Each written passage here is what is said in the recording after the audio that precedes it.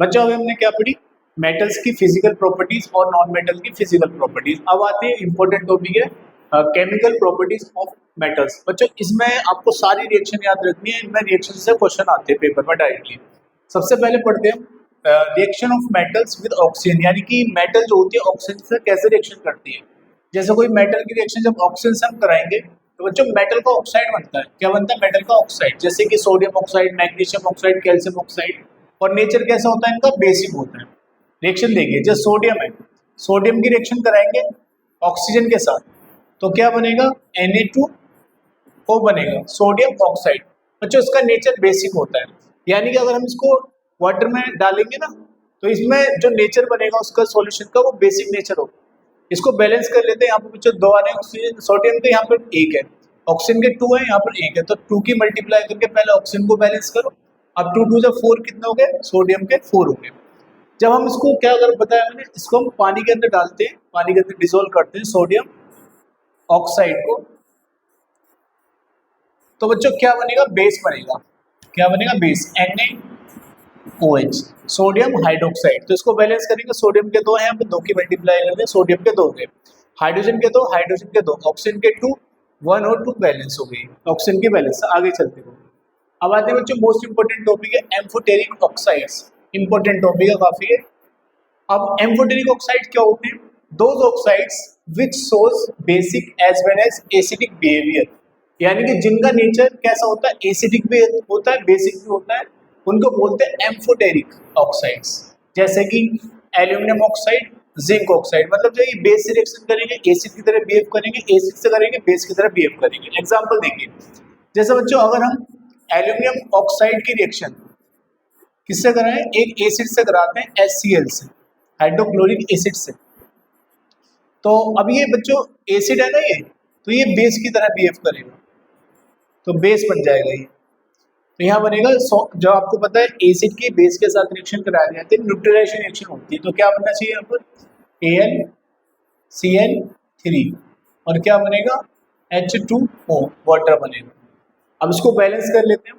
यहाँ पे एल्यूमिनियम के 2 है ना, तो यहाँ पे 2 कर दो, 2 की मल्टीप्लाई, एल्यूमिनियम के बैलेंस हो गए। अब 2 3 या 6, क्लोरीन के 6 हो गए, तो यहाँ पे 6 की मल्टीप्लाई कर दो, क्लोरीन के बैलेंस हो गए। हाइड्रोजन के कितने? 6, यहाँ पे कितने? 2, तो यहाँ पे 3 की कर दो, 3 2 जा 6। ऑक्सीजन के देखिए 3 और यहाँ पे 3 बैलेंस हो गई, तो उसका नाम क्या है? Aluminium chloride. तो वो साल्ट है, वो वाटर।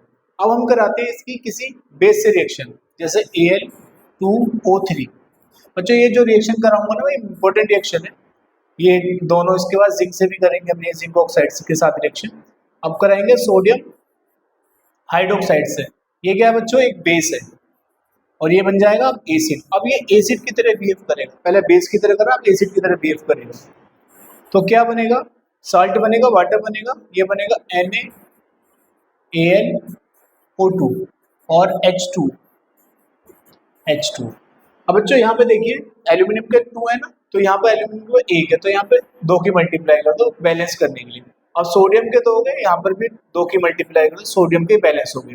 अब चेक करते हैं हाइड्रोजन के 2 हाइड्रोजन के 2 हाइड्रोजन के। ऑक्सीजन के चेक करिए, 3 यहाँ पर और 2 यहाँ पर, 5 हो गए, तो 2 2 जा 4 और 1 कितने हो गए? 5 हो गए। इसका नाम क्या है?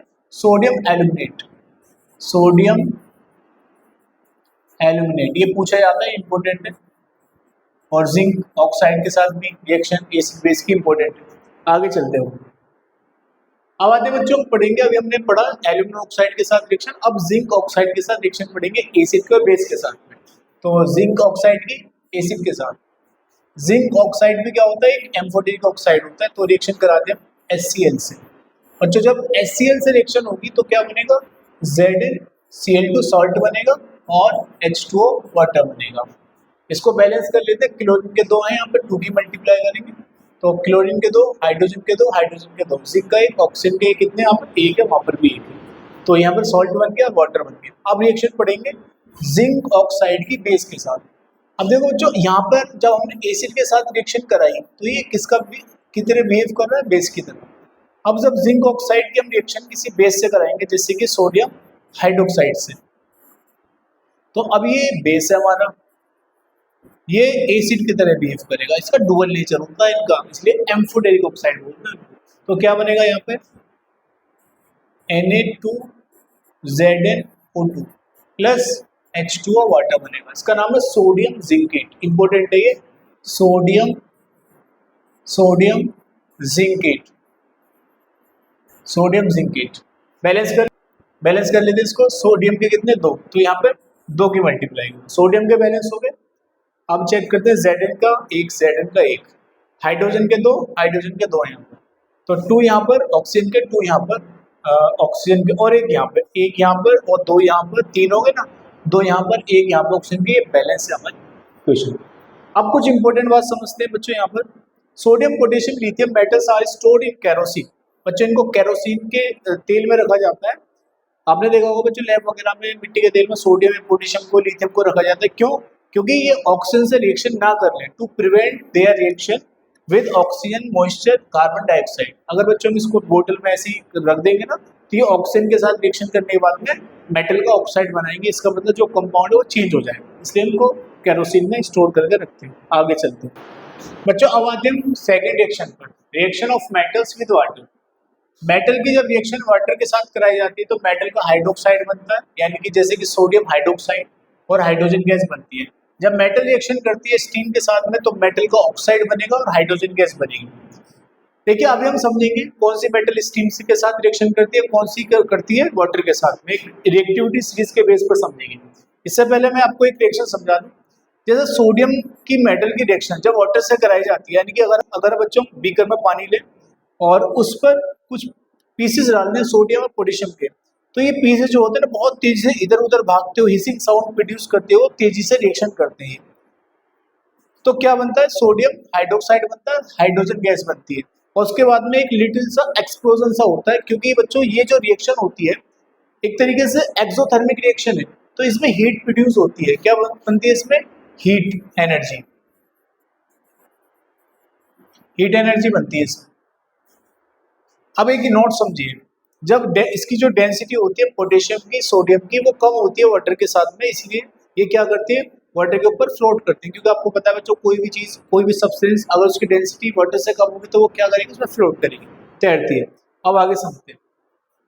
देखिए हम एक सीरीज के बेस पर समझते हैं कौन सी मेटल रिएक्शन करेगी वाटर के साथ और स्टीम के साथ कैसे रिएक्शन करती है। सबसे पहले हम समझते हैं बच्चों ये क्या है, एक रिएक्टिविटी सीरीज है जो आपने पहले चैप्टर में पढ़ी होगी। सबसे पहले आती है potassium, sodium, calcium, magnesium, aluminium, zinc, iron, tin, lead, hydrogen, copper, Hg, Ag, Au।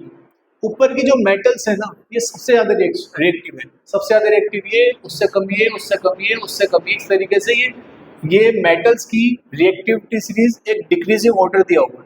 सबसे नीचे वाली सबसे कम रिएक्टिव है, लीस्ट रिएक्टिव, सबसे ऊपर वाली सबसे ज्यादा रिएक्टिव। रिएक्टिविटी किस बेस पर देखते हैं, कोई मेटल जितने जल्दी इलेक्ट्रॉन डोनेट कर देती है तो बोलते हैं कि वो ज्यादा रिएक्टिव है। तो पोटेशियम जल्दी से डोनेट कर देती है इलेक्ट्रॉन।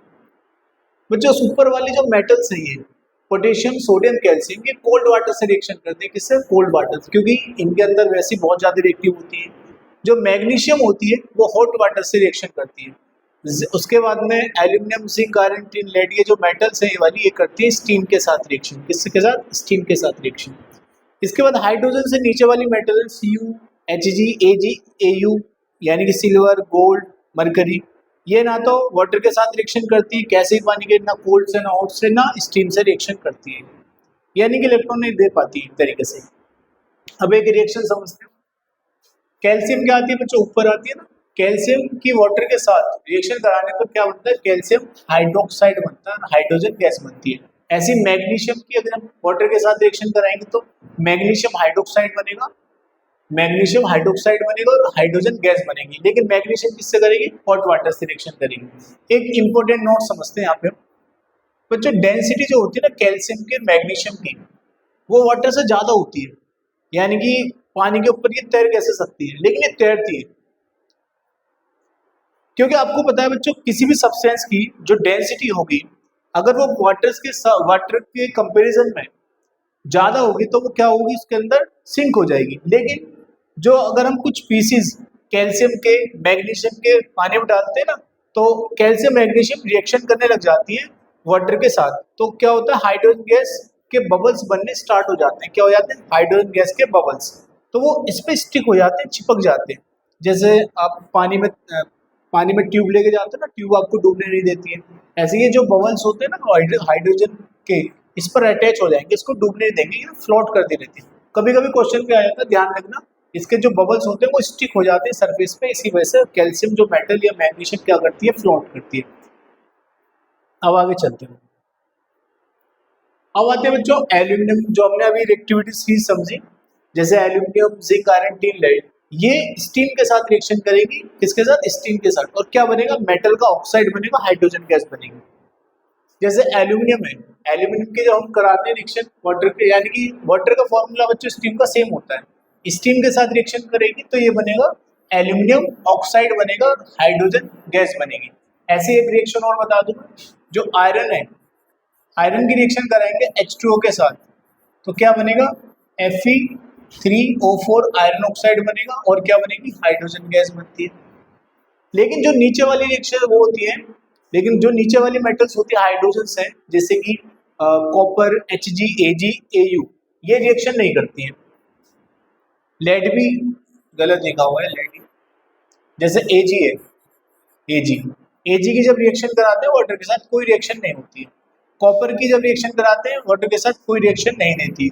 इसी वजह से बच्चों यही इंपॉर्टेंस है, बच्चों यही एक तरीके से जो हम कॉपर रिएक्शन नहीं कर रही है वाटर के साथ में, इसी वजह से जो बॉयलर होते हैं ना, जो बॉयलर होते हैं, आपने देखो जब पानी गर्म करते हैं नहाने के लिए, वो कॉपर के बनाए जाते हैं, किसके, कॉपर के, आयरन के नहीं बनाए जाते, क्योंकि बच्चों कॉपर जो है ना, इस जैसा पानी गर्म होगा तो क्या बनेगी, स्टीम वगैरह बनने लग जाएगी, तो वो उससे रिएक्शन नहीं करेगी, तो आप सेफ रहो एक तरीके से। अगर हम आयरन वगैरह के बनाने लगे बॉयलर, तो आयरन क्या करेगी बच्चों, जो स्टीम बनेगी ना पानी गर्म होने पर, तो उससे रिएक्शन करके हाइड्रोजन गैस बनाएगी, जो कि एक तरीके से खतरनाक हो सकता है।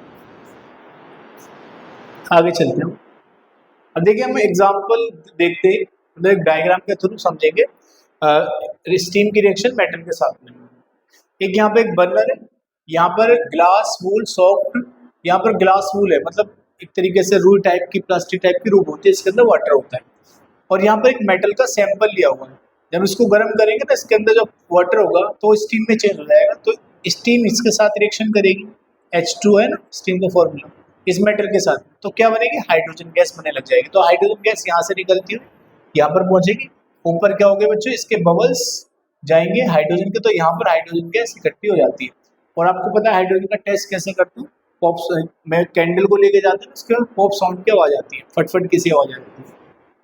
आगे चलते हैं, अब आते हैं थर्ड रिएक्शन पर, reaction of metals with dilute acid. जब मेटल की रिएक्शन डाइल्यूट एसिड से कराई जाती है तो मेटल का साल्ट बनेगा, और कौन सी गैस बनेगी, हाइड्रोजन गैस बनेगी।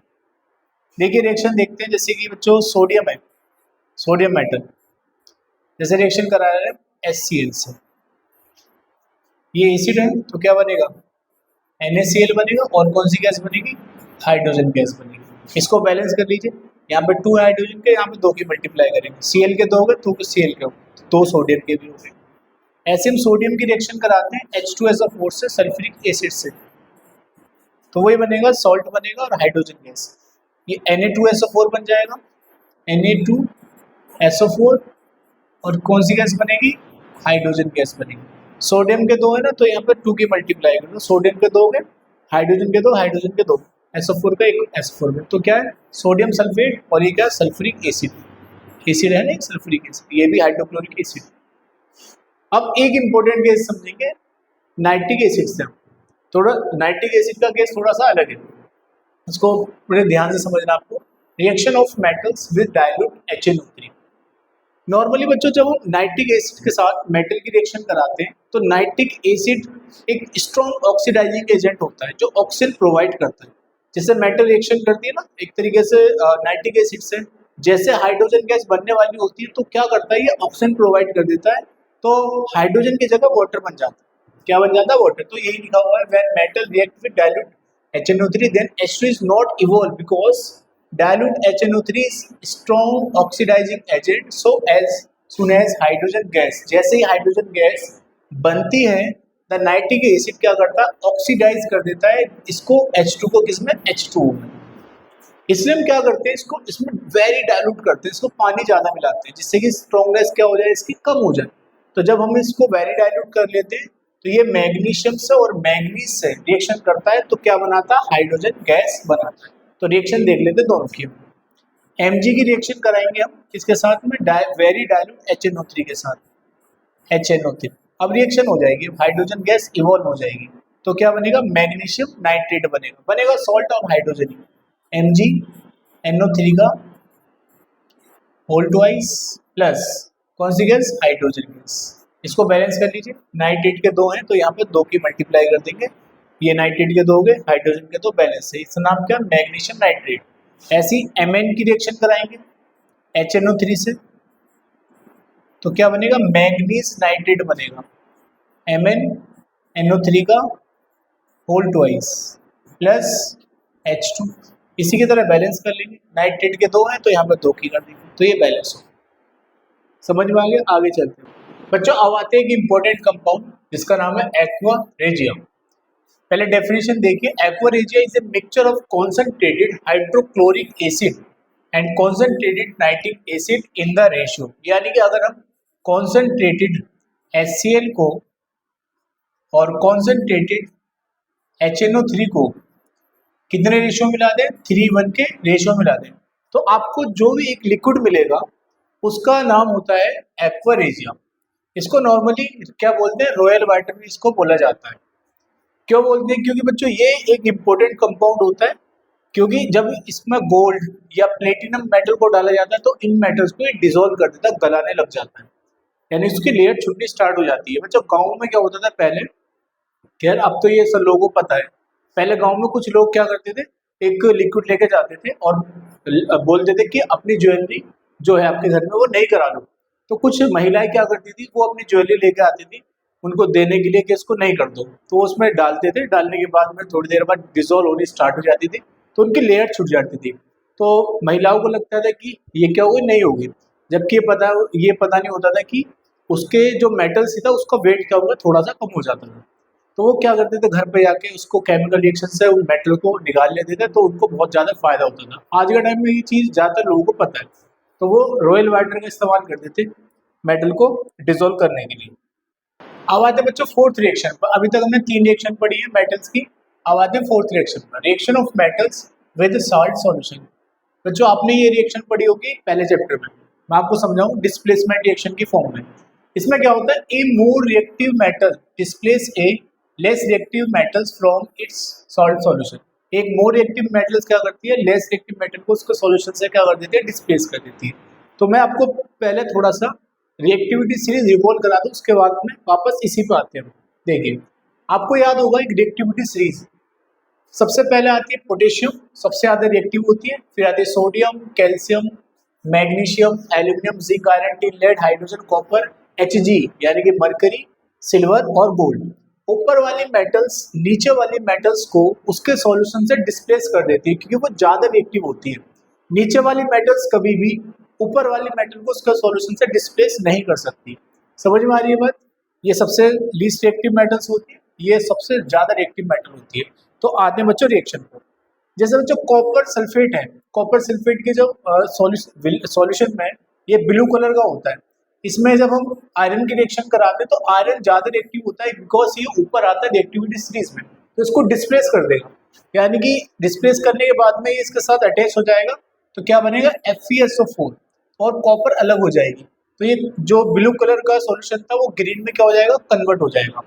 ऐसे बच्चों जिंक की रिएक्शन हम करेंगे कॉपर सल्फेट से, जिंक ज़्यादा रिएक्टिव होता है कॉपर से, क्योंकि रिएक्टिविटी सीरीज में ये ऊपर आता है।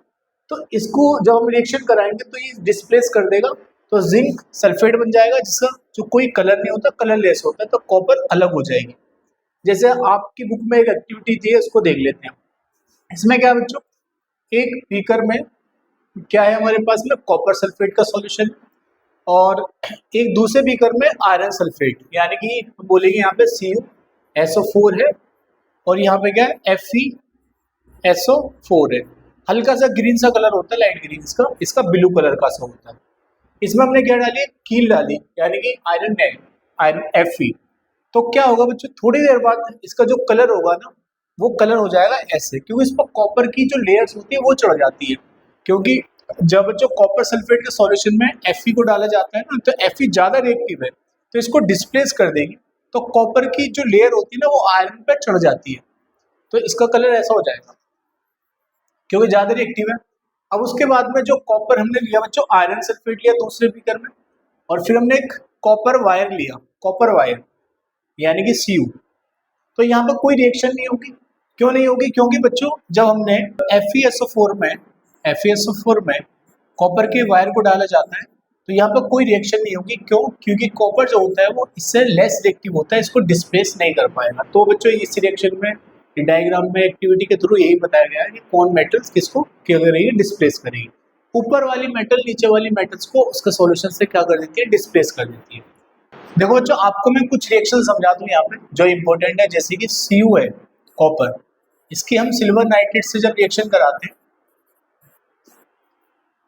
तो इसको डिस्प्लेस करेगा, क्योंकि कॉपर ऊपर आता है Ag से, तो क्या बनेगा CuNO3 का होल ट्वाइस बनेगा और क्या निकल जाएगी, सिल्वर अलग हो जाएगी। तो जो सिल्वर नाइट्रेट का यूज किया जाता है जब बोट वगैरह डलती है ना, तो उसमें इंक जो लगाई जाती है उंगली पर, वो आपको पता बहुत टाइम में छूटती है, तो वो सिल्वर नाइट्रेट की लगाई जाती है, क्योंकि बच्चों वो इस तरीके से लगती है कि आपकी सेल के अंदर चली जाती है, तो उसको काफी टाइम लग जाता है छूटने में। क्यों लग जाता है? क्योंकि वो सेल के अंदर चली जाती है। तो सेल जब आप नहाते हो या आप ब्रश करते हो, कुछ भी काम करते हो, जब आपके हाथ की सेल डैमेज होनी स्टार्ट हो जाती है ना, तब जाके वो छूटती है। तो उसके बाद एक दो रिएक्शन और देख लेते हैं। अगर हम कराएं रिएक्शन इसकी कॉपर नाइट्रेट की किसके साथ से, Ag के साथ, तो रिएक्शन यहाँ पर नहीं होगी। क्यों नहीं होगी? क्योंकि बच्चों सिल्वर जो है ना इसको डिस्प्लेस नहीं कर सकता, क्योंकि कॉपर क्या होता है, ज्यादा रिएक्टिव होता है किससे, सिल्वर से। तो आगे चलते हो। अब बच्चों एक क्वेश्चन करते हैं इंपॉर्टेंट। क्वेश्चन क्या है हमारा,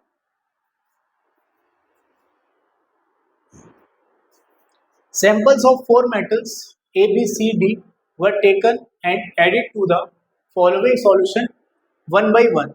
The result obtained have been tabulated as follows.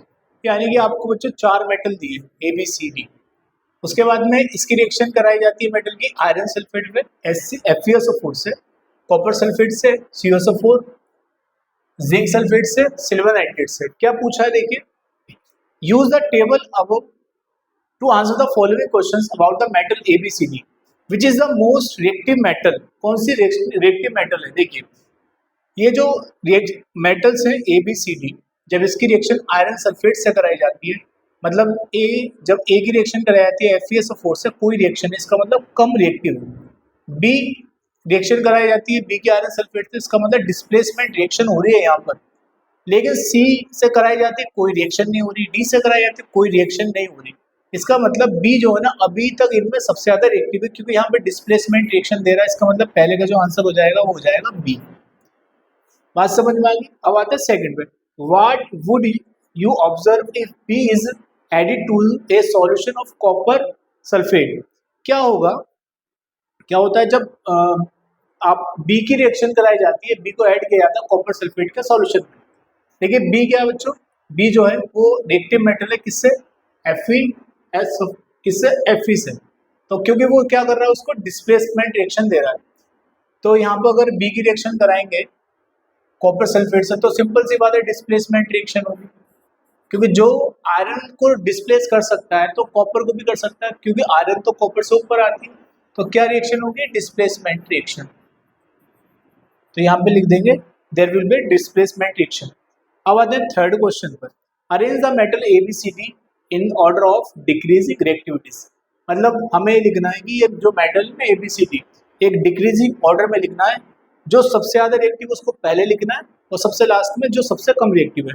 तो सबसे ज्यादा रिएक्टिव कौन सी मेटल थी, सबसे ज्यादा रिएक्टिव मेटल थी हमारी B, है ना।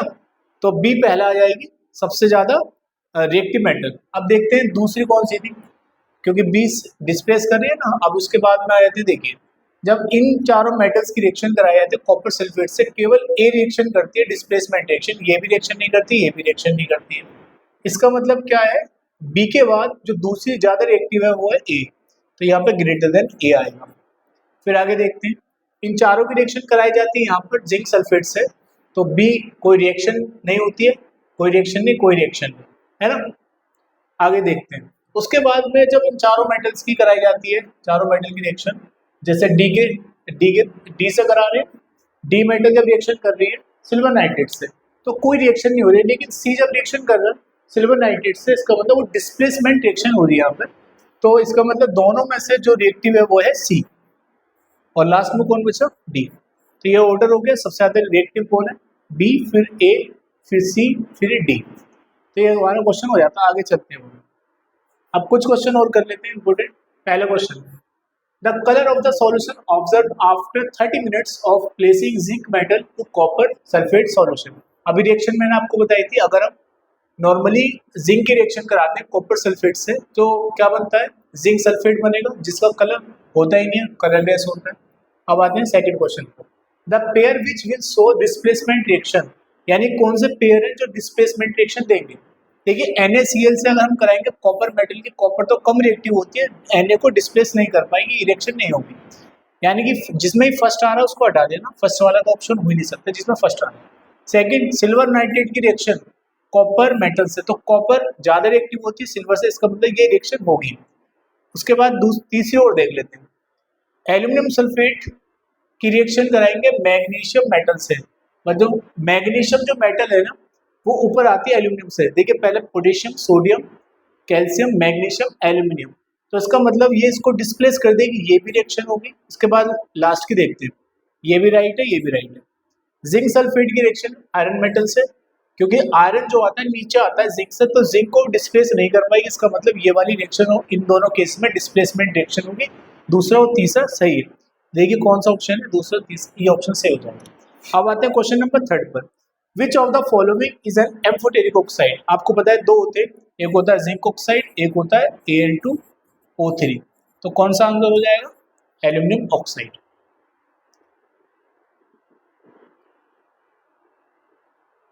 अब बच्चों एक क्वेश्चन और कर लेते हैं हम यहाँ पर, when Mg metal is treated with hot water it's start floating on the surface of the water, the reason its different behaviour. मतलब जब हम मैग्नीशियम मेटल लेते हैं ना, वो वाटर पर डालते हैं, हॉट वाटर पर, वो एक तरीके से क्या करती है, फ्लोट करती है। क्या करती है, फ्लोट। इसका बिहेवियर जो है ये फ्लोटिंग करने का, उसका रीजन बताना है। पहला, Mg is a lighter element than water.